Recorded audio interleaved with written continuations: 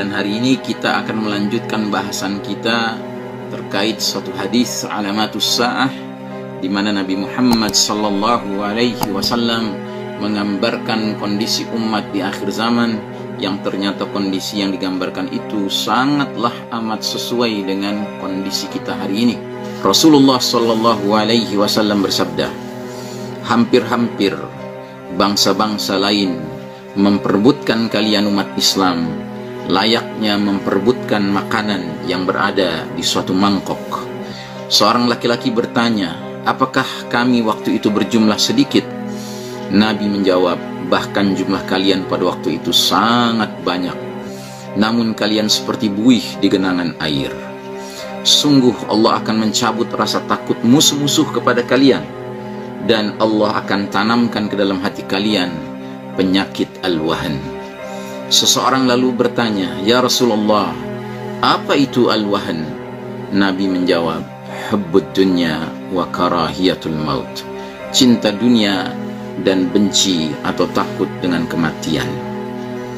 Saudaraku rahimakumullah, sesudah kita melihat bahwa di dalam hadis ini ada dua pelajaran penting, maka kali ini kita akan memetik pelajaran ketiga. Dua pelajaran terdahulu ialah, satu, bangsa-bangsa selain kaum muslimin memperebutkan kita umat Islam layaknya memperebutkan makanan yang berada di mangkok.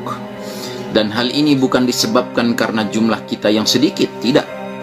Bahkan pada saat itu jumlah kita sangat banyak, akan tetapi kebanyakan kaum muslimin tidaklah berbobot dan tidaklah berisi seperti buih di genangan air.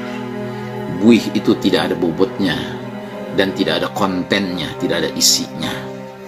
Yang kedua, musuh-musuh kaum muslimin sudah Allah cabut rasa takutnya kepada umat Islam.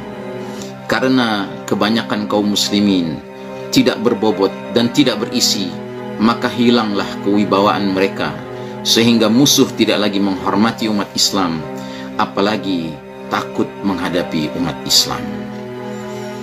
Sedangkan pelajaran ketiga di dalam hadis ini, Nabi Muhammad sallallahu alaihi wasallam menyatakan bahwa umat Islam akan terjangkiti suatu penyakit yang sangat mengerikan, yang sangat menakutkan, jauh lebih mengerikan dan menakutkan daripada hepatitis, HIV AIDS, demam berdarah, tifus, apalagi sekedar COVID-19.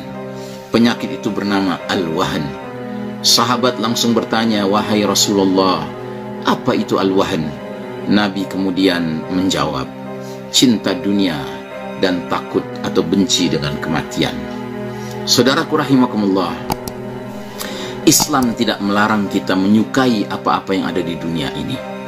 Namun kita dilarang sampai mencintai dunia sehingga melupakan akhirat yang merupakan tujuan akhir dan tujuan hakiki kehidupan manusia. Bahkan di dalam Al-Quran, Allah Ta'ala membandingkan antara sifat dunia dengan sifat akhirat yang sangatlah berbeda.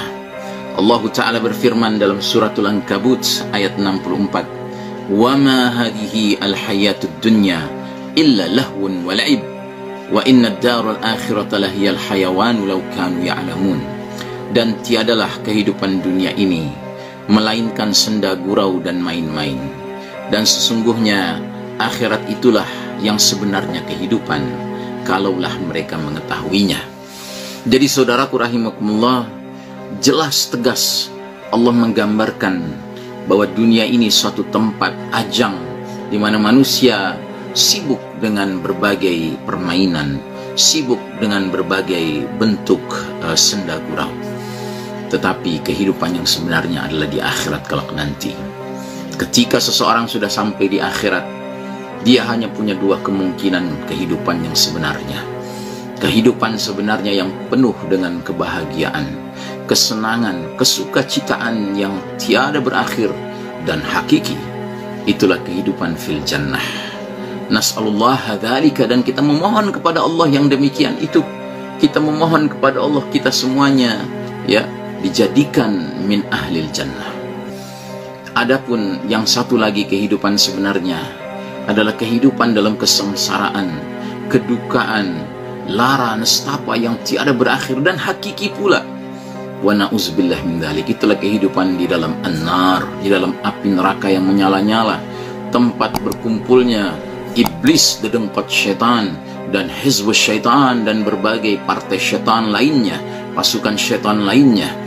Di dalamnya akan terhimpun kaum kufar, kaum musyrikin, kaum munafiqun, wa na'udzubillahi min dzalik. Saudaraku rahimakumullah, karenanya adalah tidak pantas bila mana seorang mengaku muslim namun hubbud dunia sehingga melupakan akhirat, cinta dunia sehingga melupakan kehidupan yang hakiki di akhirat kelak nanti. Adalah tidak pantas bila seorang mukmin memiliki penyakit karahiyatul maut, membenci atau takut dengan kematian. Kenapa? Karena kematian itu sebuah keniscayaan. Tidak ada orang yang bisa mengelak dari kematian, siapapun dia.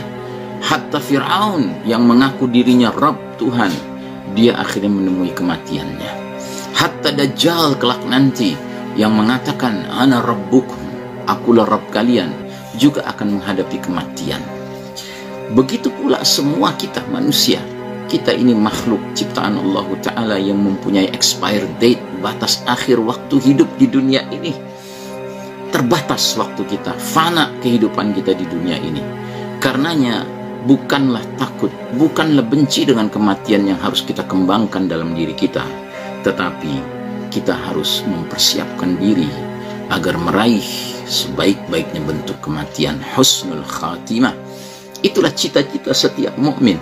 Karenanya Allah Ta'ala menegaskan dalam Al-Quran, dan ini ayat sering, kalau tidak bisa dikatakan selalu diungkapkan, dikutip oleh para khatib Jumat, wala tamutunna illa wa antum muslimun, dan janganlah kalian menemui kematian kecuali sebagai seorang muslim. Saudaraku rahimakumullah, semoga sekalipun kita ditakdirkan hidup di era penuh fitnah di akhir zaman ini, era di mana Allah Ta'ala sedang menguji kita umat Islam dengan posisi kalah, era di mana Allah sedang mengizinkan kaum kufar, Yahudi, Nasrani, musyrikin memimpin dunia ini dengan segala tebaran-tebaran opini-opini sesatnya, termasuk opini untuk mencintai dunia dan membenci kematian.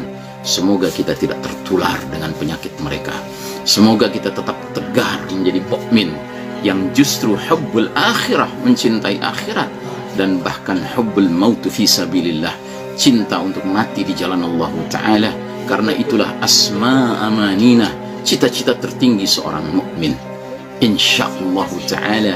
Wassallallahu ala nabiyyina Muhammadin wa ala alihi wa ashabihi ajma'in. Wassalamualaikum warahmatullahi wabarakatuh.